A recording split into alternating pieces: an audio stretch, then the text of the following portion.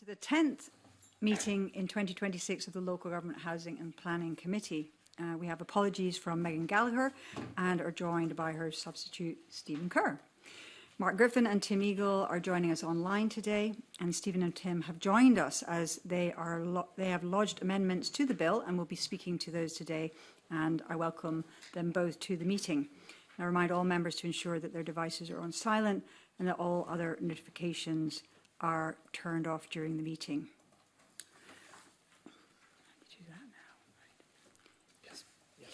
Our first item of business is to invite Stephen Kerr to declare any relevant interests, as this is the first time he has attended a meeting of this committee in his capacity as a substitute member. I don't think I have any relevant interests to declare. Okay, thanks very much. The next item on our agenda this afternoon is Stage 2 consideration of the Visitor Levy Amendment Scotland Bill. And I'd like to begin by thanking members for accommodating last-minute changes to scheduling of this session. We have from now till decision time to make progress with the groupings, and we may meet again following decision time to continue our considerations. And I'd like to welcome Ivan McKee, Minister for Public Finance, to the meeting along with his supporting officials. I note that the officials seated at the table are here to support the Minister but are not able to speak in the debates or on amendments, and members should therefore direct their comments or questions to the Minister. And before we begin, I will briefly explain the procedure we'll be following during today's proceedings for anyone who's watching.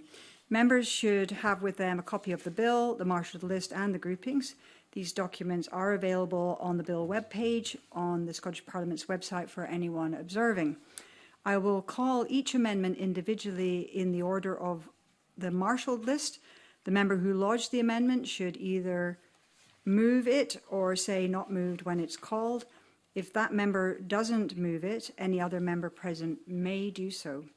The groupings of amendments sets out the amendments in the order which they will be debated. There will be one debate on each group of amendments.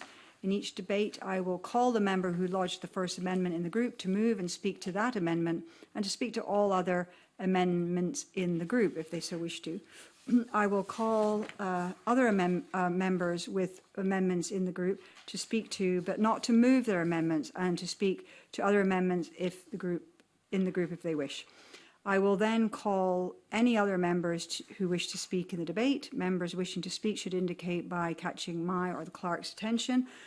I will then call the Minister if he's not already spoken in the debate. And finally, I'll call the member who moved the first amendment in the group to wind up and either press the amendment or seek to withdraw it.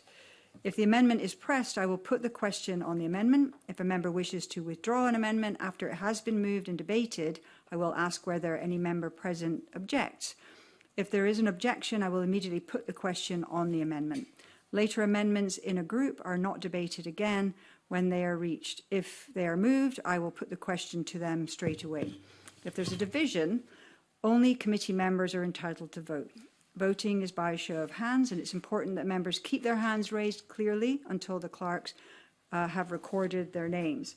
If there's a tie, I must exercise a casting vote. The committee is also required to consider and decide on each section and schedule of the bill and the long title. I'll put the question on each of these provisions at an appropriate point. Now that we've covered the procedural points, we can begin our considerations. And so opening the first grouping, it's a grouping on the setting of fixed amounts of levy per room or area per night. And I call Amendment 1 in the name of the Minister, grouped with Amendments 2, 3, 7 and 8. Minister to move Amendment 1 and speak to all amendments in the group. Thank you, Convener. I move Amendment 1. Amendments 1, 2, 3, 7 and 8 relate to setting the levy on a fixed amount basis. The bill as introduced sought to modify the Visitor Levy Act to allow for a visitor levy to be set as a fixed amount on a per night per chargeable transaction basis or a per person per night per chargeable transaction basis. These were in addition to the existing percentage basis. However, throughout Stage 1, industry representatives, committee and parliamentary colleagues expressed concern about allowing for a fixed amount to be set on a per person per night basis. It was suggested that this basis was not operable and placed an unreasonable new burden on accommodation providers to confirm the number of visitors for which accommodation is provided on a particular night. I have heard these concerns. Amendment 1 has the effect of removing the option of setting a fixed amount per person per night, and this amendment also replaces the option to set a fixed amount per night with an option to set a fixed amount per room or area per night. This ensures that the same amount of levy is chargeable for each room or area, regardless of whether the right to reside there is purchased with other rooms or areas. A room or area can be a bunk, a pitch, self-catering camping pod or apartment, as well as a room in a hotel or a bed and breakfast. Amendment 2 prevents a levy being applied to a room or area that has been provided free of charge, for example, as may be the case when a room is provided on a complementary basis to the driver of a coach group. Amendment 3 provides for situations where a scheme sets different amounts of levy for different categories of accommodation, for example, one for hotel rooms and a different one for campsite pitches.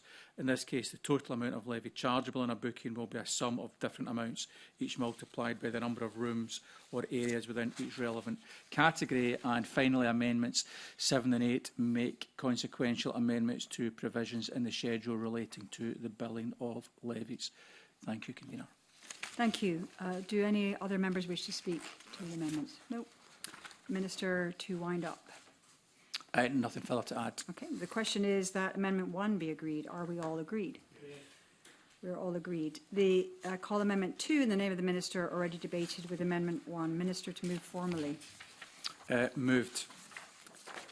The question is that Amendment 2 be agreed. Are we all agreed? Yes. We're all agreed. Call Amendment 3 in the name of the Minister already debated with Amendment 1. Minister, to move formally. Moved.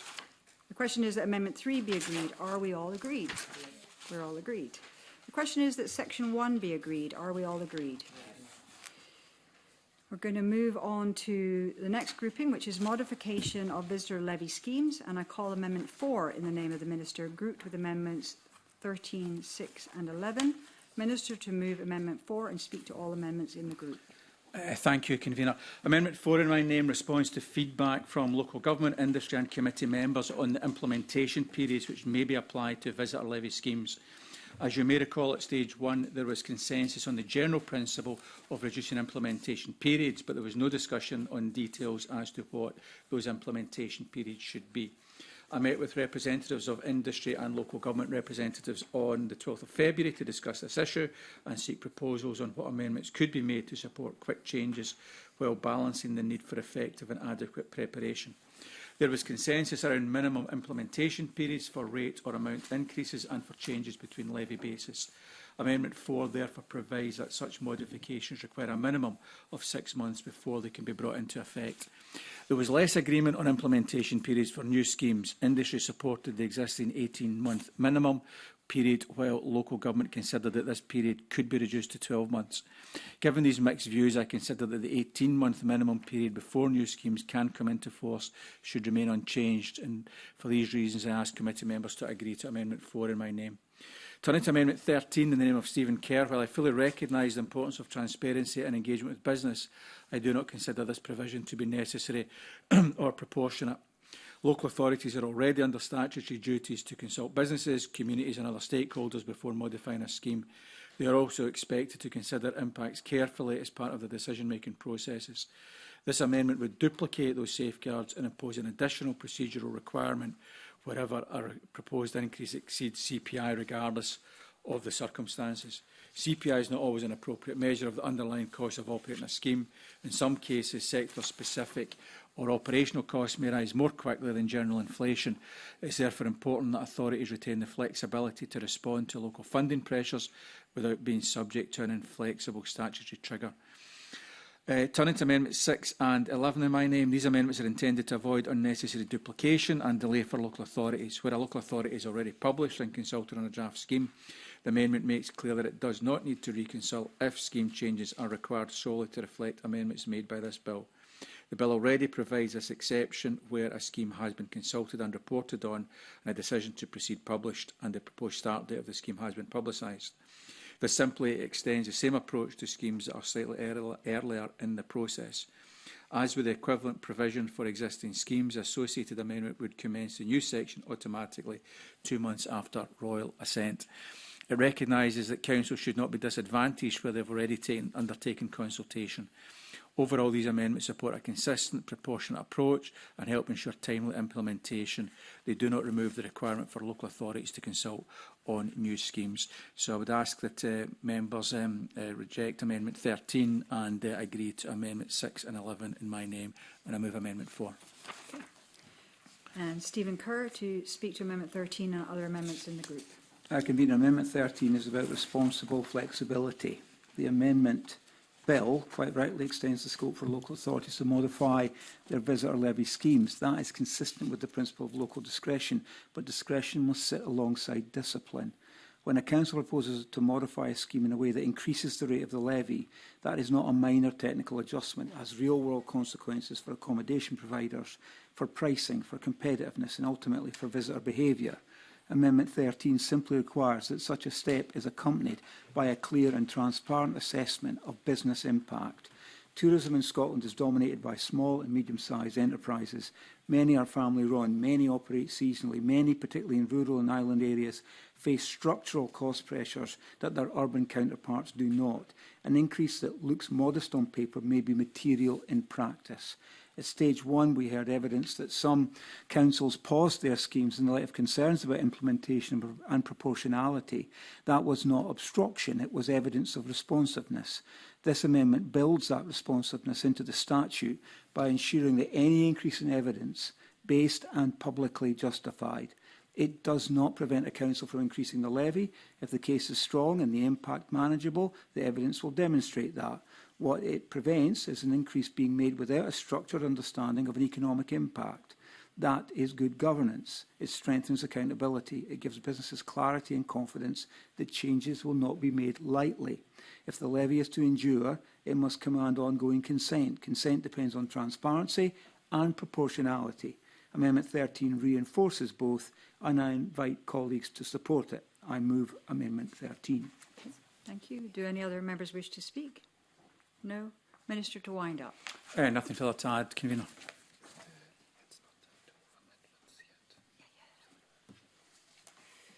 The question is that Amendment 4 be agreed. Are we all agreed? Now we're going to move on to the next grouping, which is about the application and effect of the levy on rural and island communities. And I call Amendment 12 in the name of Stephen Kerr, grouped with amendments as shown in the grouping. Stephen Kerr to move Amendment 12 and speak to all other amendments in the group. I'm going to confine my remarks to Amendment 12, which is about recognising something that ought to be self-evident. Scotland is not economically uniform. A policy lever that operates comfortably in a major city does not always operate in the same way in a rural county or on an island. We speak often in this Parliament about island proofing and about the distinctive pressures facing rural Scotland. Those are not abstract concepts. They reflect higher transport costs, shorter tourist seasons, smaller labour pools, and businesses operating on very tight margins. In many of these communities, tourism is not simply a part of the economy, it is the backbone of the local economy.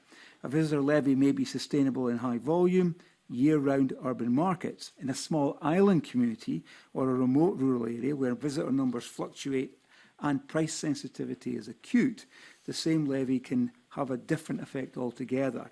The difference between resilience and fragility can be narrow. Amendment 12 does not create an exemption. It does not prevent a local authority from applying or modifying a levy in rural or island areas. What it does is require that before doing so, there is an explicit assessment of the likely economic and community impact in those areas and that the reasoning is set out clearly. That is not burdensome. It is disciplined decision-making. It is transparency. It ensures that local flexibility is exercised with a proper understanding of local context. At stage 1, we heard that some councils, again I repeat, paused their schemes in the light of representations from businesses. That was not weakness, it was responsiveness. This amendment builds that responsiveness into the structure of the legislation. It encourages councils to ask the hard questions in advance rather than dealing with unintended consequences later. One could argue that we are here discussing this bill because of unintended consequences that we should have picked up and dealt with earlier. If we are serious about fairness and proportionality, then rural and island Scotland cannot be an afterthought in a national framework. Amendment 12 reflects that simple proposition, and I invite colleagues to support it and move Amendment 12. Moving on to the next amendment, Tim Eagle to speak to Amendment 23 and all our other amendments in the group. Thank you, Convener, and I appreciate being invited to speak to my amendments today. Before I begin, can I just draw members' attention to my register of interests, in particular that I am a small farmer and therefore I do operate a business in a rural area, albeit the visitor levy wouldn't apply to me. I want to speak briefly to amendments 23, 24, 25, 26, 27, 30 and 31, all of which seek to highlight the concerns that have been raised with me by businesses and constituents across rural and island communities in the Highlands and Islands region about the potential impact on them of the visitor levy. As all of you will be aware, tourism is an incredibly important part of many rural economies. Nature Scot estimate it contributes more than $4 billion to Scotland's economy each year, and in many remote communities it supports local employment and small family businesses. However, rural Scotland also faces significant pressures, including depopulation, which has been a big thing for me since I've become an MSP. There's limited housing and fewer services, and that means the sustainability of local businesses is incredibly important. Amendments 23 and 24 focus on the potential impact on rural accommodation providers. Amendment 23 would exempt overnight accommodation in communities with a population of fewer than 3,000 people, recognising that tourism in rural areas is often seasonal and reliant on repeat visitors. Amendment 24 specifically looks at camping and caravan sites, where operators have been telling me they are already seeing visitors choosing to stay overnight in free council facilities rather than the formal sites. There is concern that applying a levy to these businesses could unintentionally make that situation worse. Amendment 25 and 26 address people who stay overnight in rural areas for reasons that are not tourism. In many parts of rural Scotland, people must travel significant distances for healthcare, employment or essential services. Ferry cancellations or service disruptions can also force people to stay overnight unexpectedly. These amendments would ensure that people travelling for work, health or other essential purposes are not burdened by visitor levy simply because of the realities of living in rural Scotland. Amendment 27 looks at supporting economic activity by exempting new accommodation providers in rural areas during their first year of operation, as well as recognising agri-tourism businesses that are diversifying to support farm incomes and local economies. Amendments 30 seeks to put in a specific review around the implementation of the scheme in the rural areas to ensure that after a period of time has passed, there is not a significant impact that specifically affects rural Scotland. And finally, Amendment 31 recognises the unique circumstances faced by island communities, and it would ensure that island local authorities have clear flexibility to modify or suspend their visitor levy scheme if circumstances require it. Now, I should say, Convener, that my intention today is primarily to highlight the concerns that so many small rural businesses have raised with me. Many of these are small family-run enterprises where even small changes in visitor behaviour can have a significant impact on their profitability. I was not looking to push these amendments today, but to make sure the voices in my communities are heard. My hope is that as the legislation progresses, the Minister will consider whether additional flexibility could be or needs to be in the Visitor Levy Amendment Bill at Stage 3 to ensure that rural and island communities are properly protected. If we are serious about supporting rural Scotland, which I believe we all are, we must ensure that policies introduced nationally do not unintentionally place additional pressures on the very businesses that help sustain our rural communities. Thank you. Thank you. Do any other members wish to speak? No? Minister. Thank you, Convener. I'll first speak to Amendment 12 in the name of Stephen Kerr. This would prevent a local authority from imposing a visitor levy if that levy would worsen geographic disadvantage felt by rural or island communities. And while I can appreciate there are some concerns about the potential impact on island or rural communities, this amendment does not help to address these, only creates uncertainty for authorities in deciding whether they can apply a levy in those areas. The amendment refers... Sorry. Yes, sure. Would you not accept, Minister, that all this seeks to do is to guarantee that the voices of those very businesses that you've just described, that they're heard, that they're part of the process, that their concerns and consideration weighs heavily in the final decision-making of the local authority? All this does is it makes a statutory piece of good practice, it ensures that it happens, rather than perhaps it not happening, so that those very businesses in those remote and island locations feel more vulnerable. The member raised a point that I'll come on to cover in my remarks. The amendment refers to a standard which mixes the subjective and objective criteria by referring to worsening the disadvantage felt and how any authority would be in a position to judge or measure whether a levy would worsen the disadvantage felt or on what basis that could be assessed is not clear. The amendment is silent on these matters, which would make it more challenging, if not impossible, to comply with its requirements in practice. And in terms of the points that the members raised in his intervention, there are already legal duties to carry out island community impact assessments. In Section 13 of the Visitor Levy Act requires an authority to prepare and publicise an assessment of the impact of a visitor levy proposed in the area's authority, and the authority will need to take these impacts into account when deciding whether to proceed with a visitor levy scheme, its geographical coverage, and in designing different amounts or rates of levy and local exemptions. So for these reasons, I do not support Amendment 12. Sure. And listening to what you said previously about your concerns about the wording of the amendment, if we talked about changing the wording so that the concerns that are represented in this amendment did appear on the face of the bill, would the Minister, before I press my amendment, would the Minister be prepared to talk about that so that there is something on the face of the bill that gives those businesses the guarantee that their voices, concerns will be heard? Well, as I've said, I think there already is a mechanism to enable that to happen through the island community impact assessments and through the work that the local authority would need to take forward in terms of consultation and the scope they've got to consider different geographical areas in different ways. I'm always open to have discussions in advance of stage 3 with members, but for the reasons I've outlined, I don't think that there's a need for this amendment to be taken forward. I'll now turn to Amendments 23, 24, 25, 26 and 27 in the name of Tim Eagle, and I recognise Tim Eagle's intention in raising these issues at committee.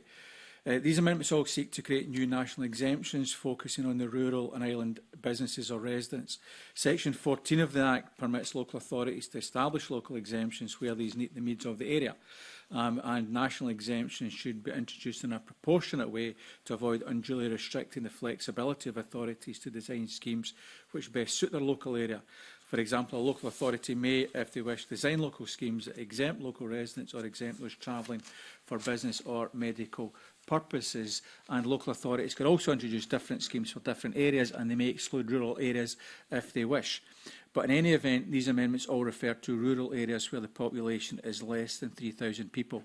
This is unworkable as the extent of the rural area in question is not defined and cannot be determined, and it would be possible to draw any rural area to have less than 3,000 people within it. Amendment 25 also requires that the purpose of the trip is not for tourism, and this would most likely require the purpose of the booking to be established at the time it is made. And this may not be practical for accommodation providers and would place an additional administrative requirement on them.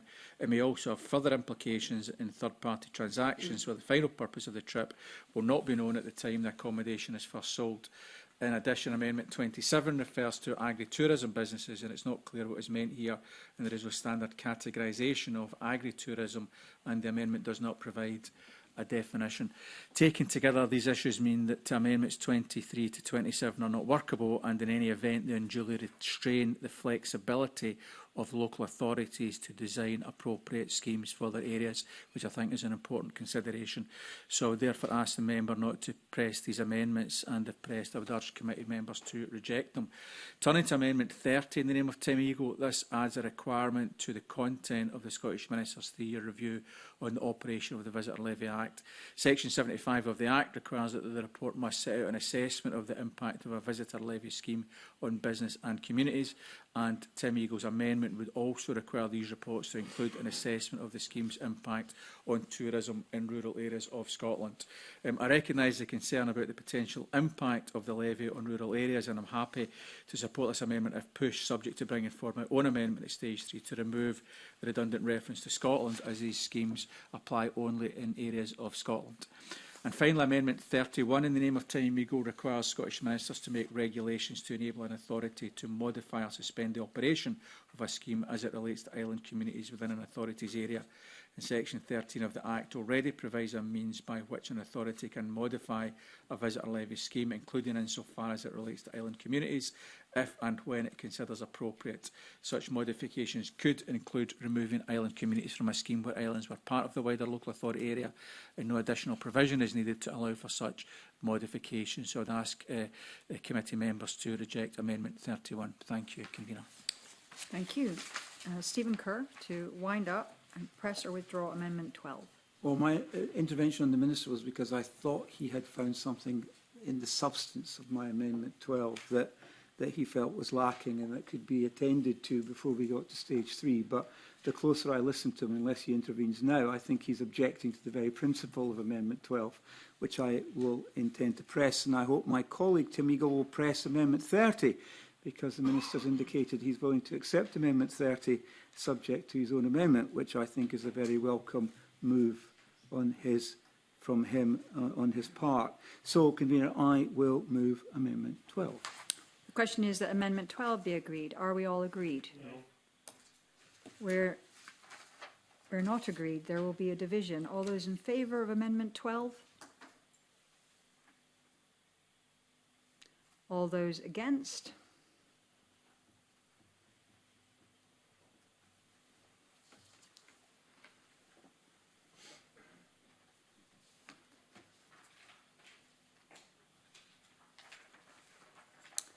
The result of the division on Amendment 12 is 2 for, 5 against. The amendment has been disagreed.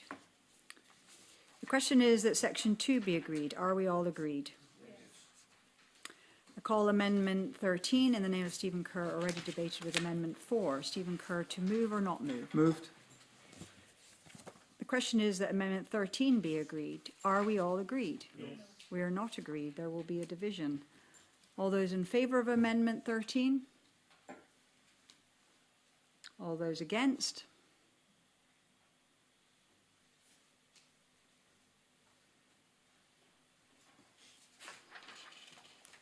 The result of the division on Amendment 13 is 2 for, 5 against. The amendment has been disagreed. I'm now going to move on to the next grouping, which is the use of levy proceeds, and I call Amendment 14 in the name of Stephen Kerr, grouped with Amendments 15, 16, 17 and 18. Stephen Kerr, to move Amendment 14 and to speak to all amendments in the group. Well, the next 3 groups actually entirely consist of amendments from me, and so I will go as swiftly as I can through my comments in support of these amendments. So these amendments 14, 15, 16, 17, 14, 15, 16, 17 and 18 go to the very heart of public confidence in the visitor levy. The question is not simply how the levy is calculated or applied, it is what happens to the money once it is raised. When this Parliament first legislated for a visitors levy, it did so on the basis that proceeds would be used to develop, support and sustain facilities and services substantially used by visitors. That was the compact. It was never presented as a general revenue-raising device to plug unrelated gaps in local authority budgets. So amendments 14 to 18 are designed to tighten that link. They strengthen the requirement that net proceeds are demonstrably directed towards purposes connected to tourism and the visitor economy. They also enhance transparency around how funds are allocated and provide a process to challenge the use of the visitors levy if the net proceeds are not being used as intended.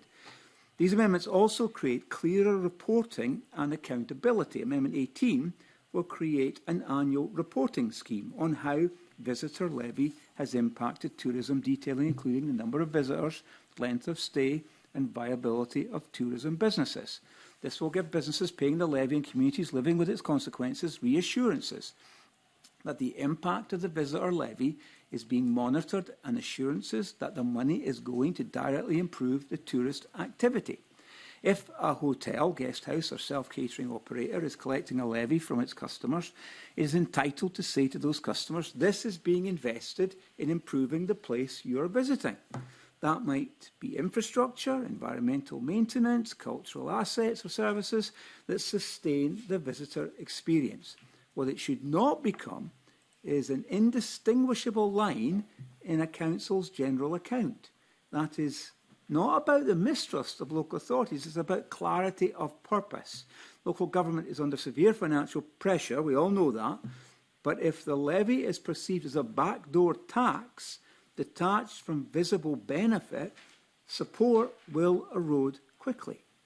These amendments also protect councils. Clear statutory guardrails reduce the risk of challenge and strengthen the legitimacy of decisions taken. They give councillors a firmer foundation on which to explain and defend how funds are used. If the levy is to endure, it must command consent. Consent flows from fairness, proportionality and transparency. Amendments 14 to 18 reinforce those principles. They keep faith with what Parliament intended and with what the sector was told. And I ask colleagues to support them. Can you, Stephen Kerr, can you confirm that you're moving Amendment 14? I am moving. Thank you. Amendment 14. Do any other members wish to speak? No other members. Minister. Thank you. The amendments in this group seek to modify Section 19 of the Visitor Levy Act. This section requires net proceeds to be used to facilitate achievement of schemes' objectives, and where not needed for this, any surplus amount must be used for the purpose of developing, supporting and sustaining facilities and services which are substantially for or used by persons visiting for leisure or business purposes or both. This purpose captures many of the things that these amendments seek to cover, and to that extent the amendments are unnecessary. However, they would also require any such surplus to be used for other purposes too, which are not considered appropriate. Amendment 14 would require the surplus proceeds to be spent on measures that reduce costs on tourism businesses, and the current provision in Section 19 already provides that net proceeds are to be used for purposes which are broad enough to cover the matters mentioned in paragraphs A, C and D of the text without the need for this amendment. The amendment requires the proceeds to be used for all of the listed purposes, removing local discretion for authorities to apply funding where they consider it is most needed. In addition, policing, mentioned in paragraph B, is the responsibility of Police Scotland. Requiring local authorities to spend surplus net proceeds on any such policing matters would not therefore be appropriate.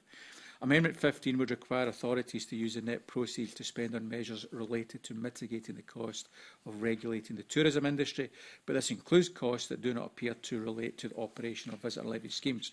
In addition, it's unclear what is meant by enforcement measures targeting unfair competition within the tourism industry. The amendment appears to require surplus net proceeds to be used for the purpose of mitigating the cost of any regulatory activity connected to the tourism industry, as it's not limited to costs attributable to local authority regulatory activity. I'm not persuaded this is necessary. In my view, it's sufficient that local authorities may use any surplus net proceeds for the purpose of developing, supporting or sustaining facilities and services which are substantially for or used by persons visiting the area of the local authority for leisure or business purposes. Amendment 16 would require local authorities to spend the surplus net proceeds for the purpose of measures which offset costs and charges on the tourism industry. It's difficult to see how this could be achieved without the authority giving some form of financial assistance or compensation to businesses. In particular, any such surplus would be required to be used for the purpose of measures that offset licensing fees imposed on the tourism industry. This would undermine the policy intention behind their imposition, with licensing fees usually set on a cost recovery basis that does not generate revenue for the authority. And for these reasons, I would urge members not to support Amendments 14, 15 and 16. Amendment 17 imposes a duty on ministers to put in place a process for reviewing visitor levy schemes, but only where a local authority is using the net proceeds for improper purposes, and it isn't clear what the effect of the review process would be. The Visitor Levy Act already requires local authorities to use net proceeds for the purposes set out in Section 19 of the Act, and it would not be lawful to use such proceeds for another purpose. Section 20 of the Act requires an authority to publish annual reports on its visitor levy scheme, and this report must include information on the amount of money collected, how the net proceeds have been used, and the performance of the scheme with reference to its objectives. This provides a regular opportunity for the authority to demonstrate propriety of spend. Section 21 of the Act provides for 3-year reviews by the local authority of the operation of a visitor levy scheme. The authority must publish a report on its findings. These provisions of the Act taken together already provide a robust monitoring and reporting mechanism, and it's not clear how this additional review would enhance these existing processes. There's also a critical role for the authority's visitor levy forum, with the forum being consulted on how net proceeds from the scheme are used. Annual reports and reviews of schemes satisfying the interests of transparency. Section 22 of the Act also gives ministers a power to regulate the process to be followed by a local authority when introducing, administering, reporting on or reviewing a scheme.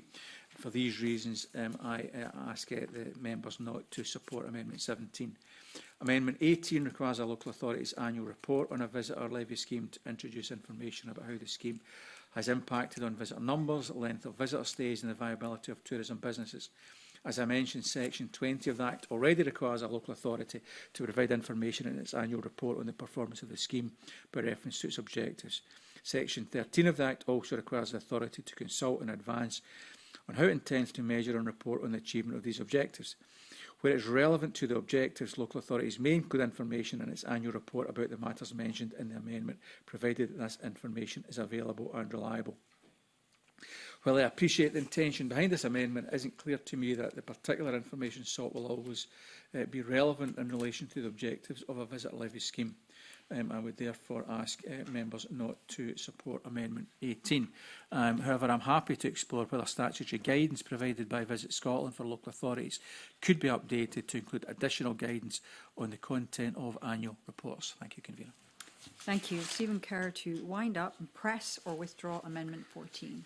So the genesis of these amendments is a simple concern that the levy isn't simply seen as another tax, that the money then isn't just put into the general funding, the general spending, that it is actually allocated for the purposes that we've all discussed in Parliament first time around and now the second time around. So I have listened to what the Minister said about particularly his last few comments about the guidance, and I think I'm going to reserve these amendments, take away the concerns he's expressed about the wording of them, see if we can improve on that, or maybe we can have a discussion about what specifically lies behind the final comments that the Minister gave about updating guidance about... Yes, I'm going to give way. I'm very happy to engage with Stephen Kerr to discuss how the concerns he's raised through these amendments could be considered in guidance. That's fine. I appreciate that intervention. I shall not be moving these amendments in this group. Can I confirm that you're seeking to withdraw Amendment 14? 14, yeah, and the other amendments as well. Can in due course. Are you going to withdraw Amendment 14? Yes. Okay. Stephen Kerr seeks to withdraw Amendment 14. Does any member object to the amendment being withdrawn? There are no objections, so the amendment is withdrawn.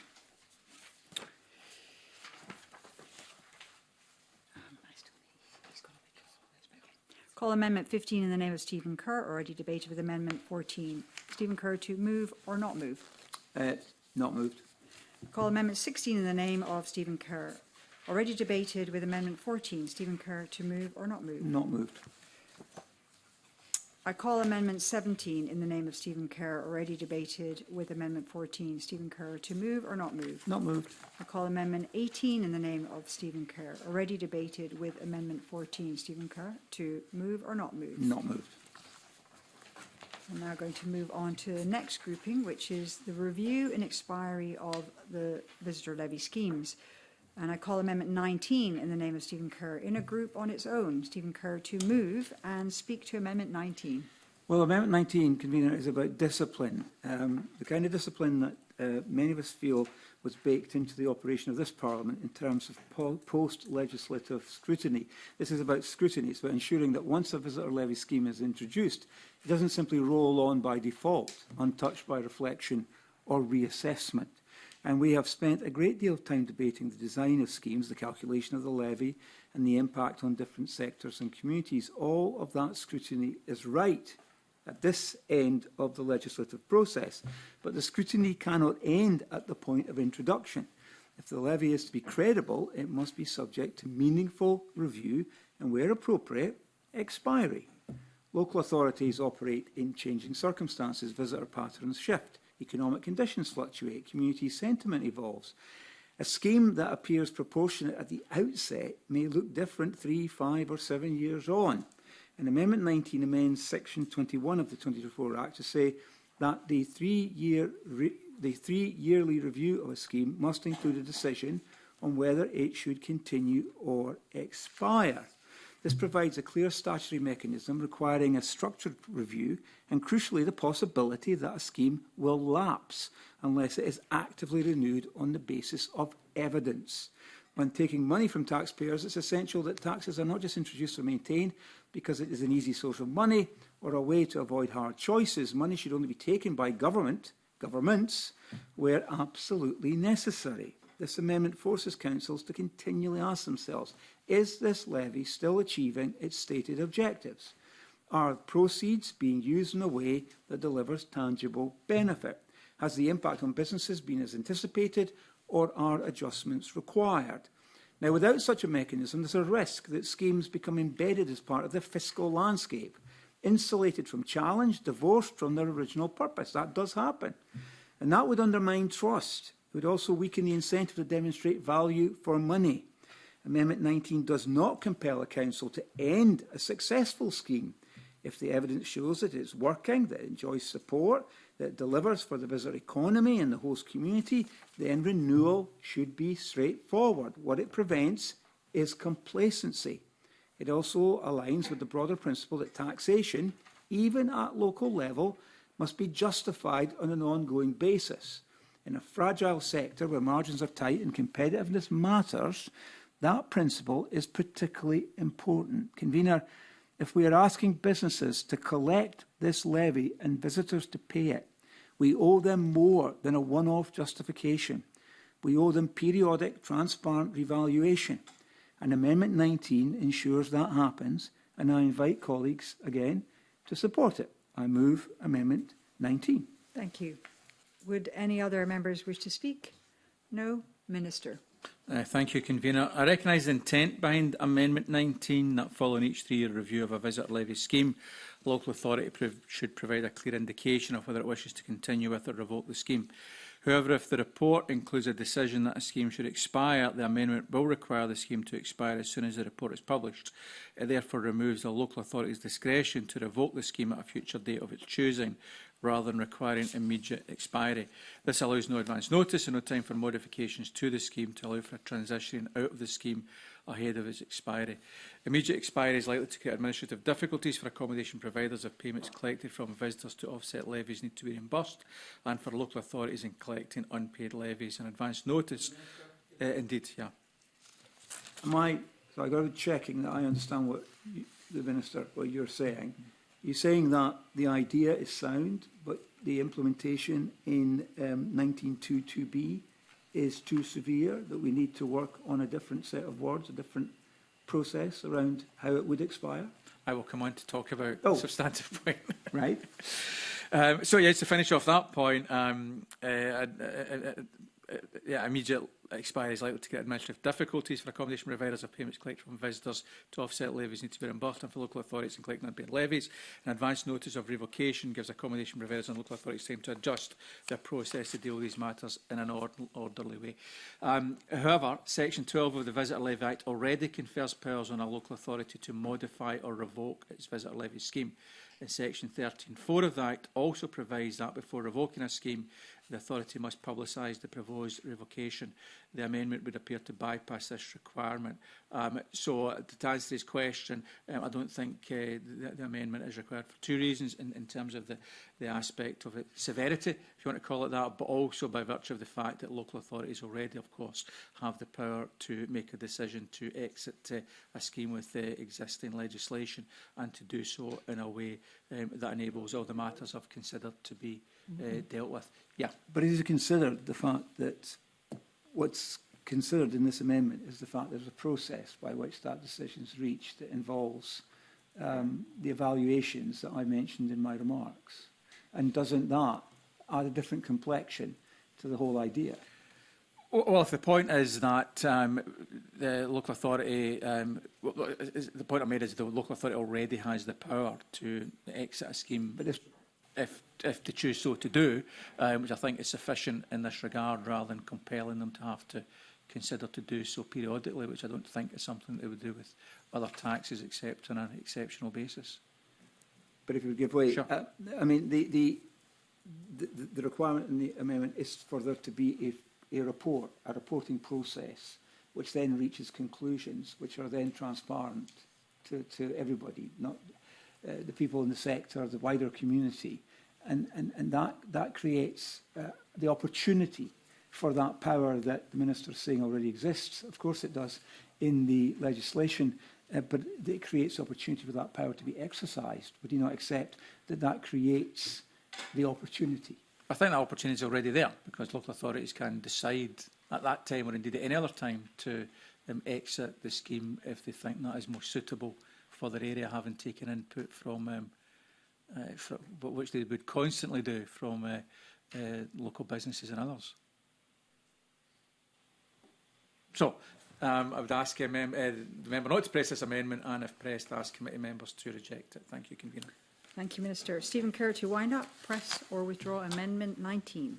Well, I think the thing about the amendment is the event that leads to the requirement for there to be a conclusion and a decision, and that's the essence of this. I mean, I understand what the Minister's saying about the powers that exist. Of course, the power exists to create the levy in the first place, introduce it, and operate it. But the eventuality of a tax in this country, I mean, let's never forget income tax was supposed to be a temporary measure when it was introduced. These taxes, by their very definition, are introduced as an idea. They're very rarely then withdrawn. I think there's a very short history book of all the taxes, lists all the taxes that have been introduced and subsequently withdrawn. There's maybe one or two. I can't think of any sitting here. Maybe somebody else in the room can think of one. And I think what this amendment seeks to do is to create the event, a sequence that objectively decides whether or not this has been a good thing, whether it's delivering what it was supposed to deliver. And on the basis of that, as objective evaluation as to whether or not the tax should expire. And I give way. Yeah, thanks. I mean, just on that point, it's important to clarify that Section 21 of the Act already provides for the 3-year reviews of the operation of the scheme, and the authority must provide a report of its findings. And there's plenty of scope in there for authorities to review the scheme and come to a conclusion that they don't want to take the scheme forward if that's what they choose so to do.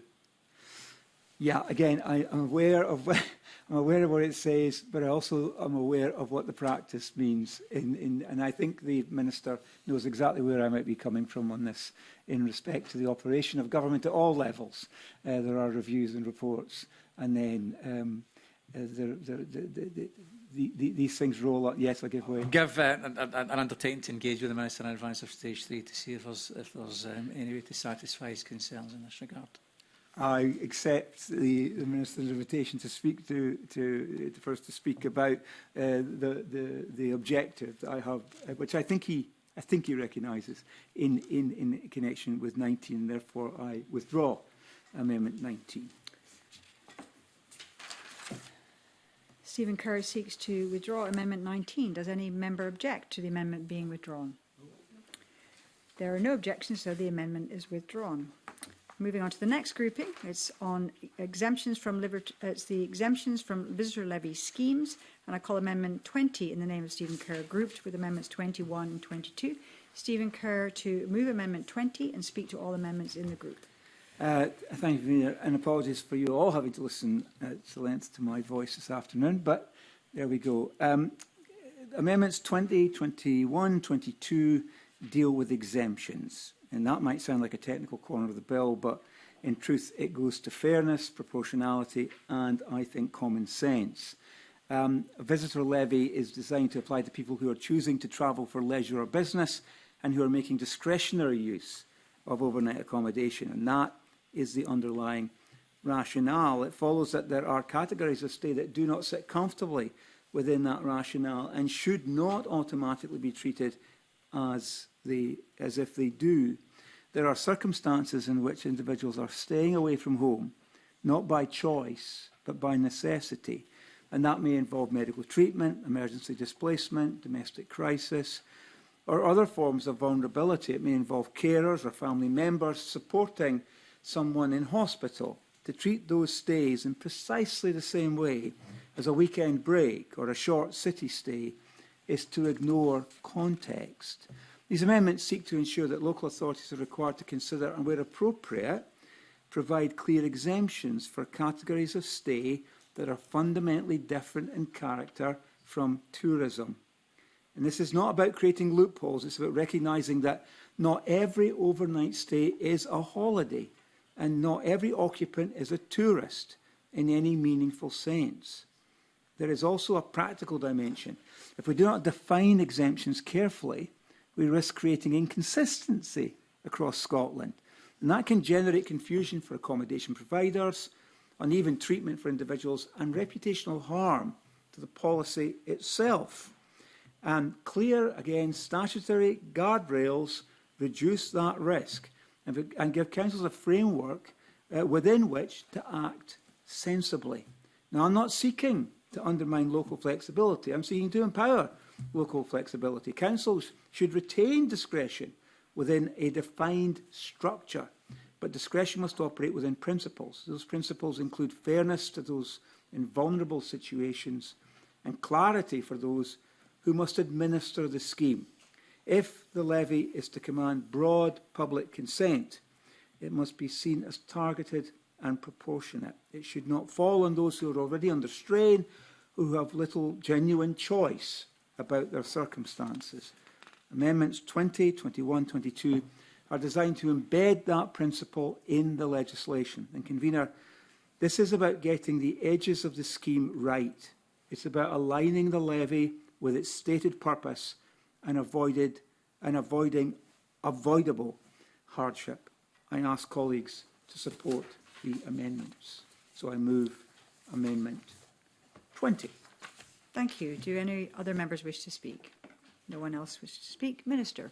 Thank you, Convener. Amendments 20, 21 and 22 would require Scottish ministers to make regulations to impose national exemptions in relation to visitor levies that would otherwise be payable under visitor levy schemes introduced by local authorities.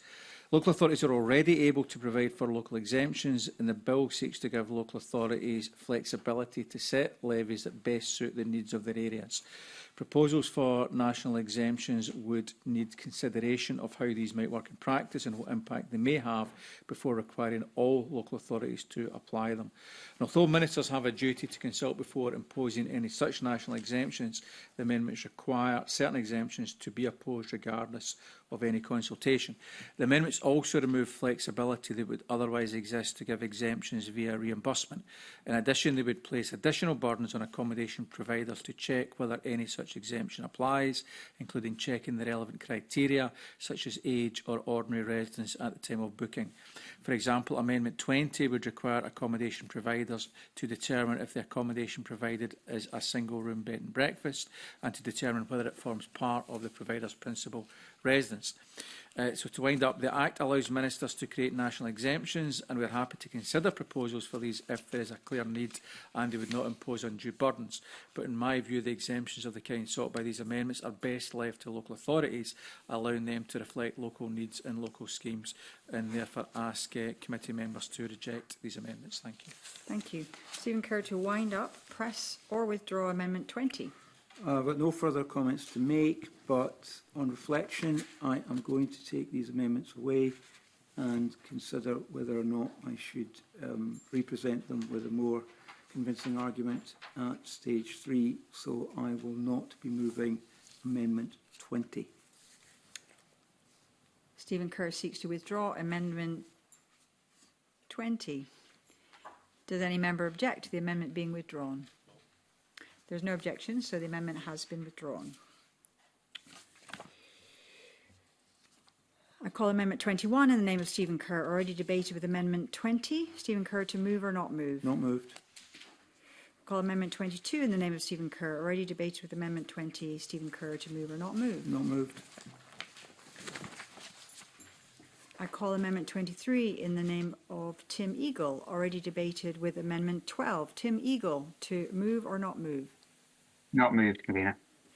Call Amendment 24 in the name of Tim Eagle, already debated with Amendment 12. Tim Eagle to move or not move? Not moved. I call Amendment 25 in the name of Tim Eagle, already debated with Amendment 12. Tim Eagle to move or not move? Not moved. I call Amendment 26 in the name of Tim Eagle, already debated with Amendment 12. Tim Eagle to move or not move? Not moved. I call Amendment 27 in the name of Tim Eagle, already debated with Amendment 12. Tim Eagle to move or not move?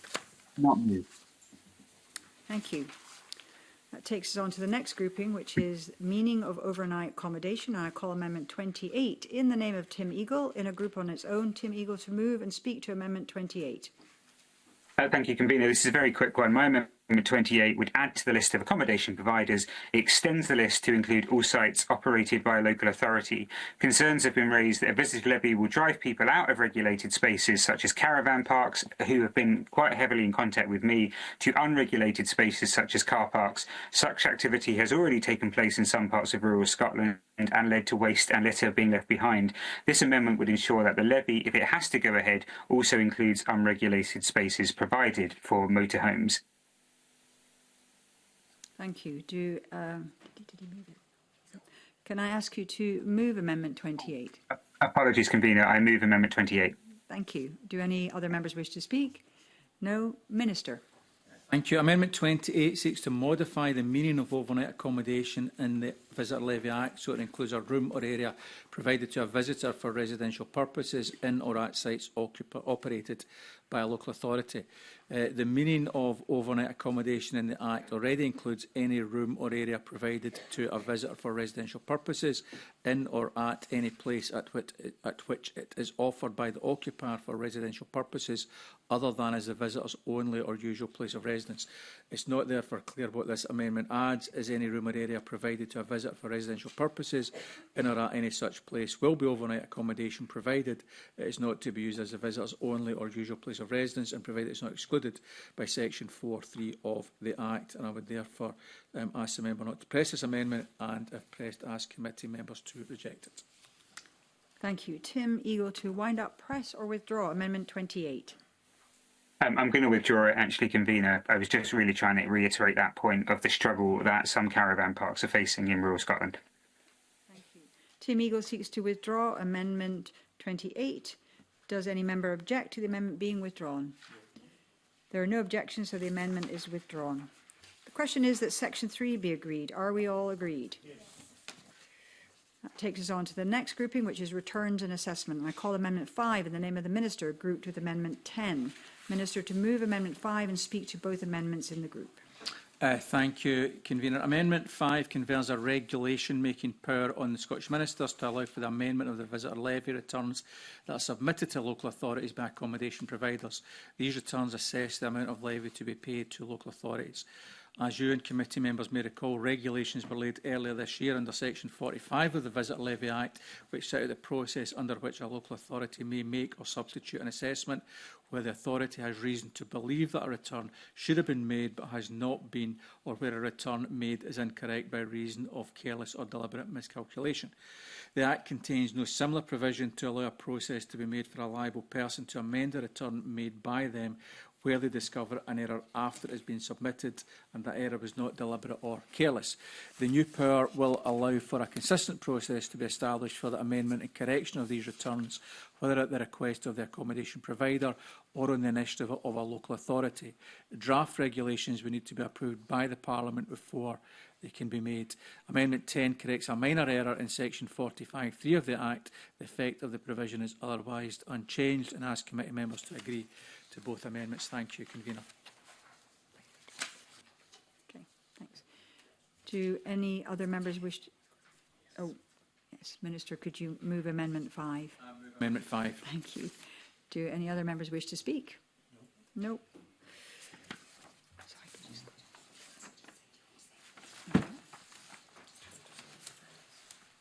Oh, okay. Would you like to add anything, Minister? No. The question is that Amendment 5 be agreed. Are we all agreed? Yes. We're all agreed. The question is that Section 4 be agreed. Are we all agreed? Yes. I call Amendment 6 in the name of the Minister already debated with Amendment 4. Minister, to move formally. Moved. The question is that Amendment 6 be agreed to. Are we all agreed?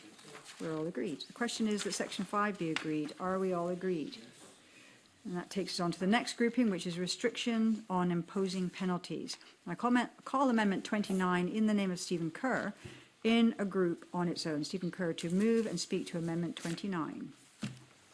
Sure, be pleased to hear this is my last amendment. Amendment 29, which addresses an issue that may appear secondary, but in practice will shape how this levy is experienced on the ground. It concerns penalties and circumstances in which they may be imposed. The visitor levy places accommodation providers in a new position. They are not simply businesses operating in a market. They become, in effect, tax collectors on behalf of the local authority. They must calculate, record, return, remit sums accurately and on time. That is an administrative burden, particularly for small operators who do not have the in-house compliance teams or specialist finance staff. The 2024 Act already contains an extensive framework for enforcement and penalties. That framework is detailed and in some respects robust. Amendment 29 is not an attempt to weaken enforcement or to excuse deliberate non-compliance. It's about ensuring that penalties are proportionate, consistent and used as a last resort rather than a first response. In the early years of the new scheme, errors will occur. Systems will take time to bed in. Guidance will evolve. If the default position of enforcement is punitive rather than supportive, we risk damaging the very sector that is being asked to administer the levy. A penalty regime that does not distinguish clearly between willful evasion and an honest mistake will undermine trust and cooperation. This amendment therefore seeks to narrow and clarify the circumstances in which penalties may be imposed, reinforcing the principle that councils should prioritise guidance, engagement and rectification before sanction. It strengthens the expectation that reasonable excuse and good faith compliance are taken seriously. That approach isn't soft, it's sensible. Effective tax systems, whether national or local, depend on voluntary compliance. And voluntary compliance depends on clarity, fairness and a perception that enforcement is measured. The heavy-handed use of penalties risks having the opposite effect. So we're asking thousands of small and medium-sized enterprises, some of them are micro-businesses, to shoulder new responsibilities. Many of them will do so diligently. They deserve a system that recognises the reality they're working with. So, Convener, Amendment 29 does not remove the ability of local authorities to act decisively where there is abuse or deliberate non-payment. It simply sets a tone of proportionality and fairness. If we want this levy to work in practice, not just on paper or as a theory, that tone matters. And therefore, I ask colleagues to support Amendment 29. I move Amendment 29. Thank you. Do other members wish to speak? No? Minister. Thank you, Convener. Amendment 29 seeks to prevent local authorities from imposing a penalty where the basis for that penalty has arisen as a result of an accommodation provider relying in good faith on information from a third party.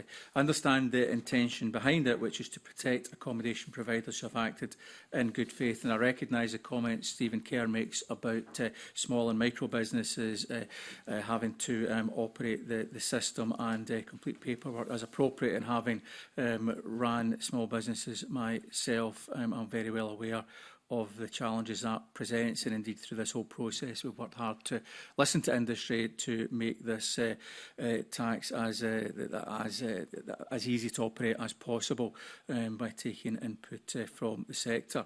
However, in this regard, with regard to this amendment, I do not consider this change to be necessary. Section 46 of the Visitor Levy Act already provides local authorities with proportionate enforcement powers. There are existing safeguards that mean penalties will not apply where the liable person has a reasonable excuse for a failure to comply. The Act provides that reliance on another person is not generally a reasonable excuse, but it can be if the liable person took reasonable care to avoid the failure. As such, the amendment is not necessary, I believe, to achieve the member's intention. This amendment would instead introduce a broad statute defence that could significantly restrict enforcement action. In practice, it could make penalties more difficult to apply and require authorities to resolve disputes about what constitutes good faith reliance before taking action.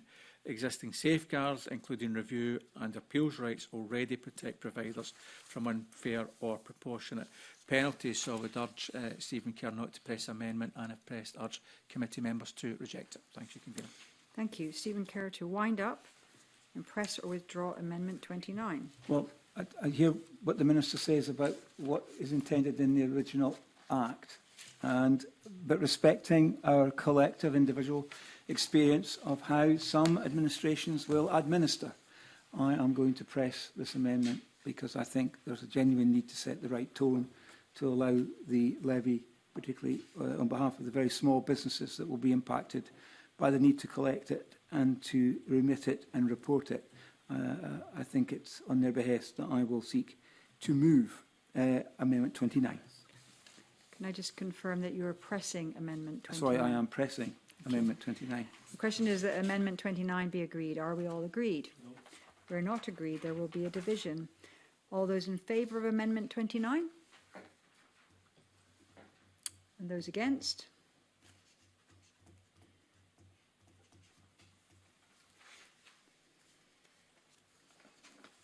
The result of the division on Amendment 29 is 2 for, 5 against. The amendment has been disagreed. I call Amendment 30 in the name of Tim Eagle, already debated with Amendment 12. Tim Eagle to move or not move? Moved, Convener. The question is that Amendment 30 be agreed to. Are we all agreed? Yes. We are agreed. I call Amendment 31 in the name of Tim Eagle, already debated with Amendment 12. Tim Eagle to move or not move? Not moved, Convener. The question is that Sections 6 to 9 be agreed. Are we all agreed? Yes. I call Amendment 7 in the name of the Minister, already debated with Amendment 1. Minister to move formally. Moved. The question is that Amendment 7 be agreed. Are we all agreed? Yes. I call Amendment 8 in the name of the Minister, already debated with Amendment 1. Minister to move formally. Moved. The question is that Amendment 8 be agreed. Are we all agreed? Yes. And that takes us on to the next grouping, which is restriction on imposing more than one levy for the same overnight stay. And I call Amendment 9 in the name of the Minister in a group on its own. Minister to move and speak to Amendment 9. Thank you, Convener. During the Stage 1 evidence session, stakeholders and committee members expressed concerns about the potential for the same overnight stay to be subject to more than one visitor levy, for example, where an authority chose to introduce multiple but overlapping visitor levy schemes. Amendment 9 in my name responds to these concerns. The effect of the amendment will be that only one visitor levy can be applied to a single overnight stay, in particular accommodation on a particular night. This removes the risk identified by committee. I therefore ask committee members to agree to this amendment, and I move Amendment 9. Thank you. Do any other members wish to speak? No. Anything else to add, Minister? Nothing to add. Thank you. The question is that Amendment 9 be agreed. Are we all agreed? I call Amendment 10 in the name of the Minister, already debated with Amendment 5. Minister to move formally. Moved. The question is that Amendment 10 be agreed. Are we all agreed? We're agreed. The question is that the schedule be agreed. Are we all agreed? Yes. I call Amendment 11 in the name of the Minister, already debated with Amendment 4. Minister to move formally. Moved. The question is that Amendment 11 be agreed. Are we all agreed? Yes. The question is that Section 10 be agreed. Are we all agreed? Yes. The question is that Section 11 be agreed. Are we all agreed? Yes. The question is that the long title be agreed. Are we all agreed? Yes. And that ends Stage 2 consideration of the bill. So that concludes our consideration of the bill at Stage 2, and I would like to thank Stephen Kerr and Tim Eagle and the Minister and his officials for their attendance, and I now close the meeting.